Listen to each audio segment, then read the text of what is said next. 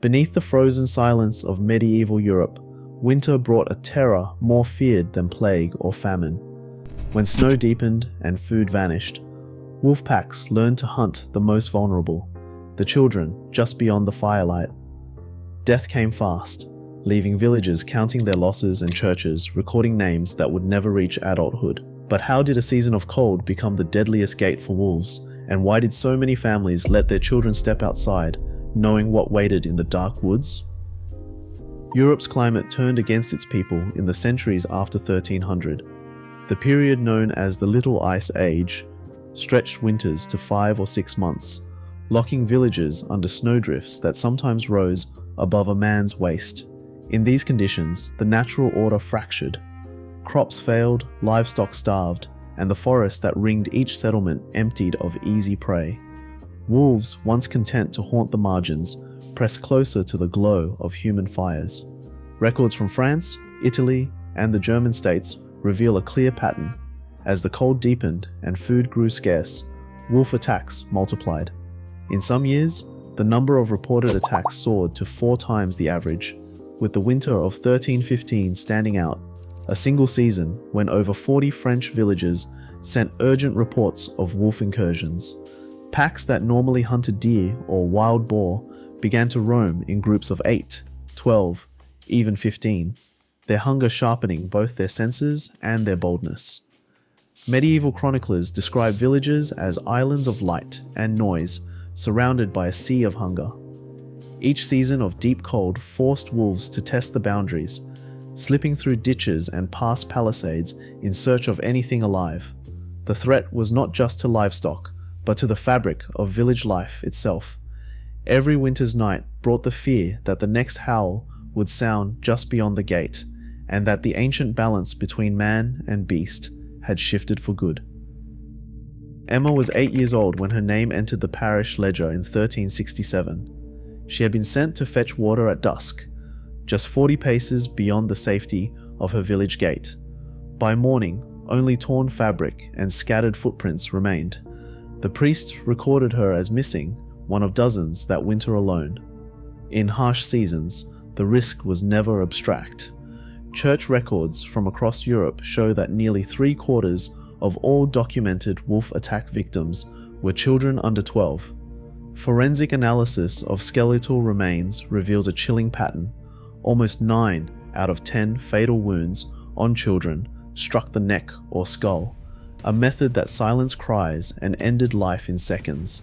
The average time between a wolf's approach and a child's death was less than 2 minutes, barely enough for a warning shout.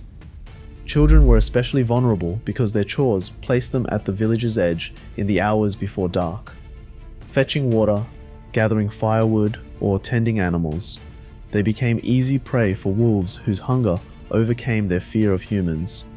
In years when the snow lay deep and food grew scarce, parish ledgers note a 3-fold increase in missing children. Each entry is a stark reminder that the threat was not just to livestock or property, but to the most defenseless members of the community. The story of Emma is not unique. It echoes in every record where a child's name is followed only by the word vanished. Wolves in medieval Europe were not simply driven by hunger. They adapted, observed, and learned. Chroniclers describe packs that displayed a remarkable ability to coordinate, sometimes using tactics that blurred the line between instinct and strategy. In one account from Normandy, a single wolf would approach the edge of a village, drawing the attention of guard dogs and villagers. While the decoy held their focus, the rest of the pack slipped in from another direction, targeting livestock or isolated humans. This pattern did not occur by chance. Medieval records note that packs returned to the same village year after year, often at the same time of day, exploiting routines they had studied over weeks or months. Wolves watched the rhythms of daily life, when children were sent out for chores, when night patrols changed shifts, when the fires burned low. Once a pack succeeded in killing a human, the method was repeated and refined. Biologists studying wolf behavior today recognize this as social learning. Younger wolves mimicked the successful tactics of older pack members, passing down knowledge that could haunt a region for several seasons. Some man-eater packs became infamous, terrorizing entire districts for 3 or 4 years before they were finally hunted down. The intelligence of the wolf was not a myth told to frighten children. It was a reality that forced medieval communities to rethink every aspect of their defense. France's rural heartland became the stage for a terror that would echo through generations, the beast of Gévaudan. Between 1764 and 1767, this animal, described as larger than any known wolf, with a body nearly 5 feet 7 inches long and weighing as much as 168 pounds, hunted the hills and valleys with a singular focus. The death toll climbed relentlessly, reaching at least 113 confirmed victims. Most were women and children, attacked as they worked in fields or walked the wooded lanes between villages. Panic gripped the region as stories spread of a creature that seemed to defy every attempt at capture. When finally killed, the animal's stomach contained the remains of a child, confirming the worst fears of the local people.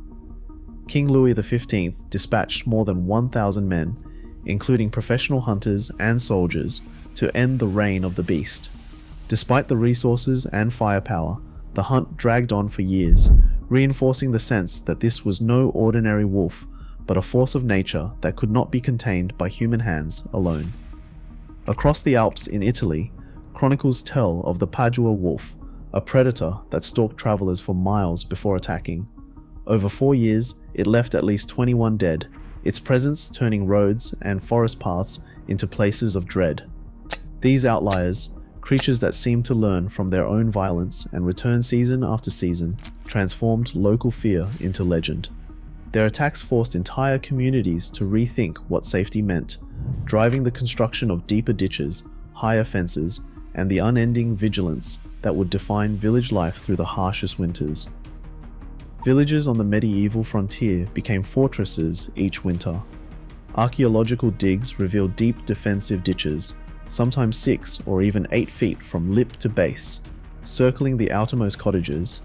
Behind them, lines of sharpened wooden stakes stood just inches apart, forming a barrier that even a desperate wolf would hesitate to cross.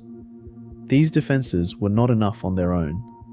Every household contributed a man to the night watch, armed with spears and torches, patrolling the perimeter in bitter cold.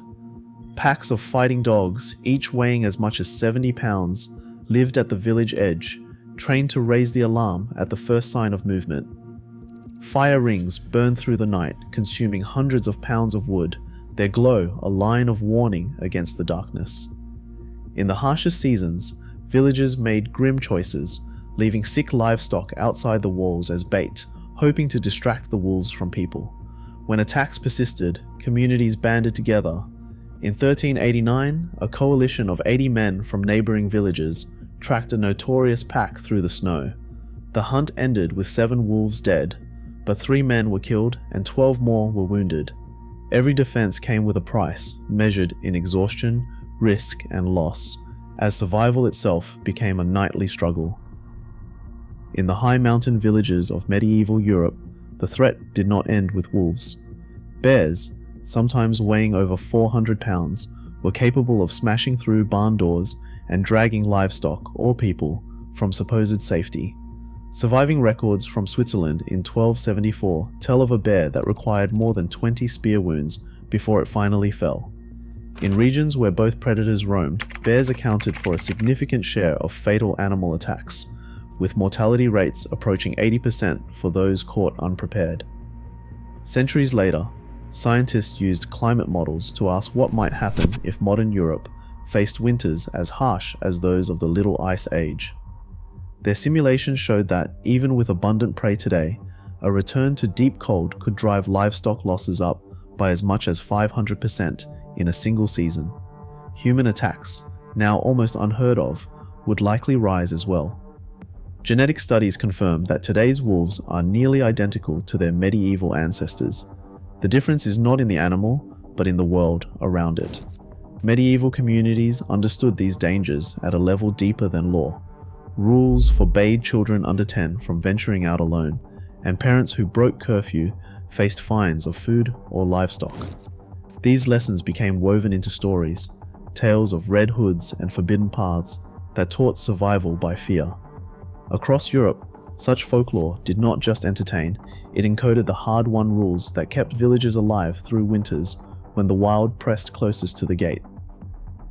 Today, wolf attacks on humans are vanishingly rare in Europe, but as climate extremes return and wild territories expand, our old fears edge closer. History shows that nature adapts, and so must we. The line between safety and peril is never as distant as we want to believe.